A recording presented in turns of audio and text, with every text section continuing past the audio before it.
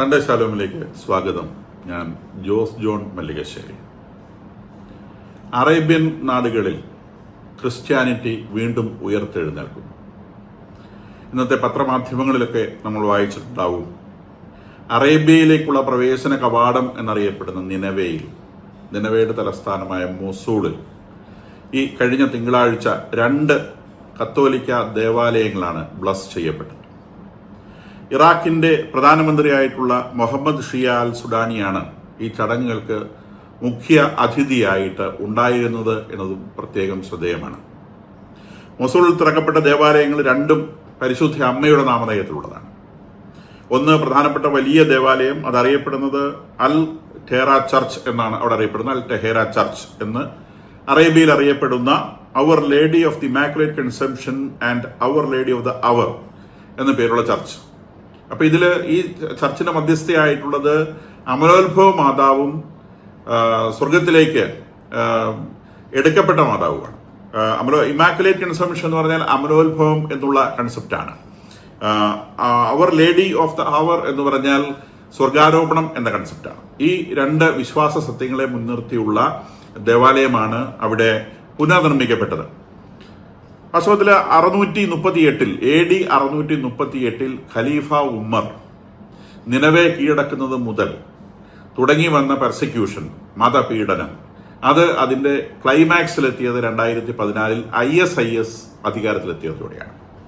ബാക്കിയുണ്ടായിരുന്ന ക്രൈസ്തവരെ കൂടി കൊന്നൊടുക്കി ഈ ദേവാലയങ്ങളൊക്കെ നശിപ്പിച്ച് അവിടെ 3 കൊല്ലം തേർവാഴ്ച നടത്തിയ ഭീകര സംഘടനയാണ് ISIS.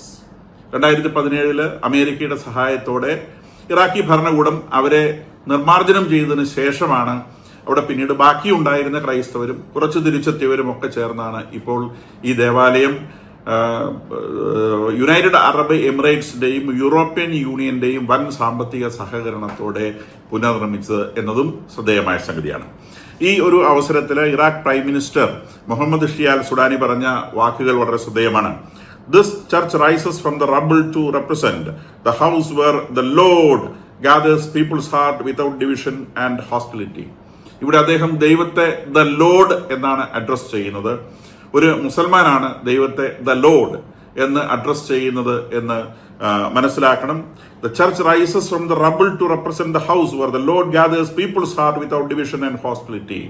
ഇത് മനുഷ്യര് ഒരുമയോടെ ജീവിക്കാനുള്ള സ്ഥലമാണ്, വിരോധമില്ലാതെ ജീവിക്കാനുള്ള സ്ഥലമാണ് എന്ന് പറയുന്ന ആ ഒരു നിലയിലേക്ക് ഒരു മുസൽമാനായിട്ടുള്ള ഈ ഭരണാധികാരി എത്തിച്ചേർന്നു എന്നുള്ളത് ചെറിയ സംഗതിയല്ല. അവരുടെ മതനിയമങ്ങളിലും മറ്റു മതങ്ങളൊന്നും എക്സിസ്റ്റ് ചെയ്യേണ്ട എന്ന് വിശ്വസിക്കുന്ന ഒരു സ്ഥിതിയിൽ നിന്ന് അറേബ്യൻ നാടുകളിൽ ഉണ്ടാവുന്ന വലിയ ചേഞ്ചാണ്, വലിയ മാനസിക വ്യത്യാസമാണ്, കാഴ്ചപ്പാടിൽ ഉണ്ടാവുന്ന വലിയ വ്യത്യാസമാണ് ഈ കാണുന്നത് എന്ന് നമുക്കറിയാം. കാരണം അവിടെയൊക്കെ മതനിയമങ്ങൾ രാജ്യ നിയമങ്ങളായി അടിച്ചേൽപ്പിക്കുന്ന രാജ്യങ്ങളാണുള്ളത്. മതനിയമങ്ങൾ തന്നെ രാജ്യത്തിന്റെ നിയമങ്ങളായിട്ട്, പാകിസ്ഥാൻ അടക്കമുള്ള രാജ്യങ്ങളിൽ മതനിയമങ്ങളാണ് രാജ്യത്തിന്റെ നിയമങ്ങളായിട്ട് കൊണ്ടുവരുന്നത്. ഇറാഖ് ഇപ്പോഴൊരു ജനാധിപത്യ രാജ്യമാണ്. അപ്പൊ അതുകൊണ്ട് തന്നെ അവിടെ മതനിയമങ്ങളല്ല, അവിടെ ഡെമോക്രാറ്റിക് നിയമങ്ങളാണ് നിലവിലുള്ളത്. അപ്പൊ അത് മറ്റ് അറബ് രാജ്യങ്ങളിലേക്ക് പടർന്നു പിടിക്കുന്നതിന്റെ ഭാഗമായിട്ടാണ് ഈ അറേബ്യയിലേക്കുള്ള ഗേറ്റ് എന്നറിയപ്പെടുന്ന പുരാതന കാലത്ത്, ഇപ്പോഴല്ല പുരാതന കാലത്ത് അറേബ്യയിലേക്കുള്ള ഗേറ്റ് എന്നറിയപ്പെടുന്ന ഈ വലിയ പട്ടണത്തില് ഇന്ന് ഈ കാര്യം സംഭവിച്ചത്. വാസ്തവത്തില് നിനവയുടെ ചരിത്രം നമ്മൾ പരിശോധിക്കുമ്പോൾ 10,000 വർഷ ചരിത്രമുള്ള പട്ടണമാണിത്. ഇതിനെ നമ്മൾ ബൈബിളിൽ ആദ്യം കാണുന്നത് യോനാ പ്രവാചകന്റെ നിനവയിലേക്കുള്ള അയക്കലുമായി ബന്ധപ്പെട്ടിട്ടാണ്. അത് 8ാം നൂറ്റാണ്ടിലാണ് വാസ്തവത്തിൽ സംഭവിക്കുന്നത്, BC 8ാം നൂറ്റാണ്ടില്. അങ്ങനെ BC 8ാം നൂറ്റാണ്ട് മുതൽ ബൈബിളിൽ വളരെ പ്രധാനത്തോടെ പരാമർശിക്കപ്പെട്ടുള്ള നിനവെ അസീറിയ എന്ന് പറയുന്ന അന്നത്തെ വലിയ സാമ്രാജ്യത്തിന്റെ തലസ്ഥാനമായിരുന്നു. ക്രിസ്ത്യാനിറ്റി അതിന്റെ തുടക്കത്തിൽ തന്നെ 1ാം നൂറ്റാണ്ടിൽ തന്നെ ഈ നിനവയിൽ എത്തിച്ചേർന്നിട്ടുണ്ട്. അവിടെ കുറെ അധികം ആളുകൾ ക്രിസ്ത്യാനിറ്റി എന്ന് സ്വീകരിച്ചുവെങ്കിലും മെസപ്പൊട്ടാമിയൻ റിലീജിയനാണ് അന്ന് അവിടെ പ്രോമിനന്റ് ആയിട്ടുണ്ടായിരുന്നത്. മെസപ്പൊട്ടാമിയൻ റിലീജിയൻ എന്ന് പറഞ്ഞാൽ ബഹുദൈവ ആരാധനയാണ്. അപ്പൊ അത് റോമാ സാമ്രാജ്യത്തിന്റെ ഭാഗം തന്നെയായിരുന്നു അന്ന്. അസീറിയൻസിനെ ഒക്കെ പരാജയപ്പെടുത്തി നിർമ്മാർജ്ജനം ചെയ്ത് റോമൻസ് അവിടെ കീഴടക്കി. പക്ഷെ അത് അസീറിയ എന്ന് പറഞ്ഞാൽ പ്രോവിൻസ് ആക്കി അവർ നിലനിർത്തിയിരുന്നു. അസീറിയൻസിനെ അവർ നിർമ്മാർജ്ജനം ചെയ്തിട്ടില്ല. അവർ അസീറിയ കീഴടക്കി അസീറിയൻസിനെ അസീറിയൻ പ്രോവിൻസ് ആക്കി നിലനിർത്തിക്കൊണ്ട് നിനവയുടെ പ്രാധാന്യമൊക്കെ നിലനിർത്തിക്കൊണ്ട് തന്നെ റോമയുടെ കീഴിലുള്ള ഒരു സാമ്രാജ്യമായ ഒരു പ്രദേശമായിട്ടാണ് ഈ അസീറിയ നിലനിന്നിരുന്നത്. അസീറിയയുടെ തലസ്ഥാനമായിരുന്നു നിനവെ എന്ന് പറയുന്ന സ്ഥലം. ഇത് ശരിക്കും ടൈഗ്രീസ് എന്ന് പറയുന്ന നദി നടുവെ വിഭജിക്കുന്ന ഒരു പട്ടണമാണിത്. ഈ ടൈഗ്രീസിന്റെ 2 ഭാഗത്തായിട്ടാണ് ഈ റൈറ്റ് ബാങ്ക് ലെഫ്റ്റ് ബാങ്ക് എന്നിങ്ങനെ പറയുന്ന രണ്ട് തീരങ്ങളായിട്ടാണ് ഈ പട്ടണം നിലകൊള്ളുന്നത്. അപ്പൊ ഇതില് വലതുവശത്തെ ബാങ്കിലാണ് ഈ പറഞ്ഞ മൊസൂൾ എന്ന് പറയുന്ന പട്ടണം ഉള്ളത്. മൊസൂൾ എന്ന പട്ടണമാണ് ഈ നിനവയുടെ ക്യാപിറ്റലായിട്ട് അറിയപ്പെടുന്നത്. വലിയ ബിസിനസ് പ്രാധാന്യമുള്ള പട്ടണമാണ്. കാരണം ഈ ടൈഗ്രീസ് നദി ഒഴുകുന്നത് കൊണ്ട് ജലഗതാഗതവും കൂടാതെ ഈ ടൈഗ്രീസ് നദിയുടെ തീരത്തുകൂടിയാണ് അന്ന് കരഗതാഗതം, കരയ്ക്ക് ഇങ്ങനെ കാരവൻസ് ആയിട്ട് പോയിക്കൊണ്ടിരുന്ന കാലഘട്ടത്തിൽ കാരവൻസ് മുഴുവൻ നീങ്ങിക്കൊണ്ടിരുന്നത് ടൈഗ്രീസ് നദിയുടെ തീരത്തു കൂടിയാണ്. കാരണം വെള്ളം ലഭിക്കണമല്ലോ.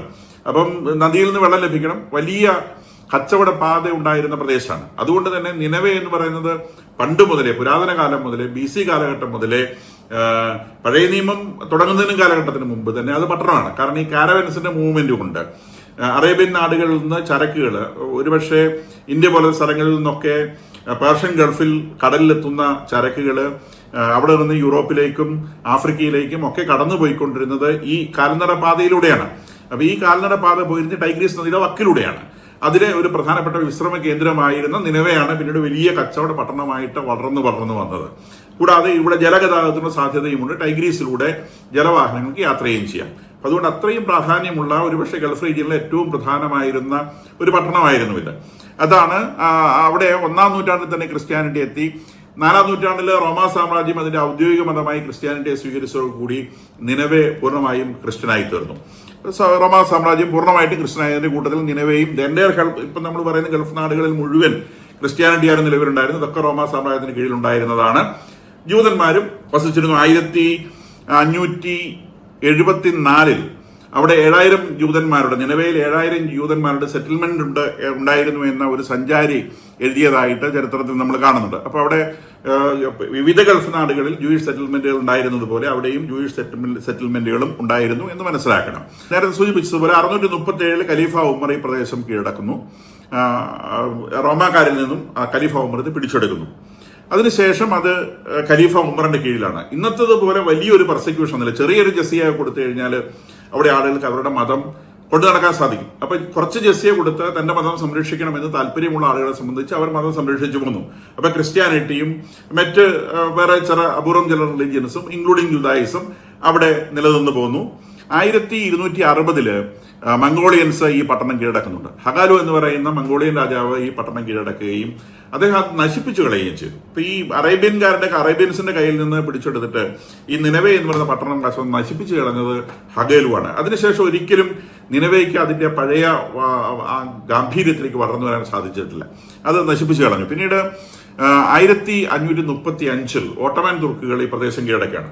മംഗോളിയൻസിനെ എന്നൊക്കെ സർവ്വപ്രദേശവും പിടിച്ചടക്കി ഓട്ടോമൻ സാമ്രാജ്യം എന്ന് പറയുന്ന നമ്മൾ കേട്ടിട്ടുള്ള തുർക്കി ആസ്ഥാനമാക്കിയിട്ടുള്ള ആ വലിയ സാമ്രാജ്യ ശക്തി 1535 ഈ പ്രദേശം കീഴടക്കുന്നു. വീണ്ടും അപ്പോഴും ക്രിസ്ത്യാനിറ്റിക്ക് പെർസിക്യൂഷൻ ഉണ്ടെങ്കിൽ പോലും ക്രിസ്ത്യാനിക്ക് തുടരാൻ സാധിക്കും.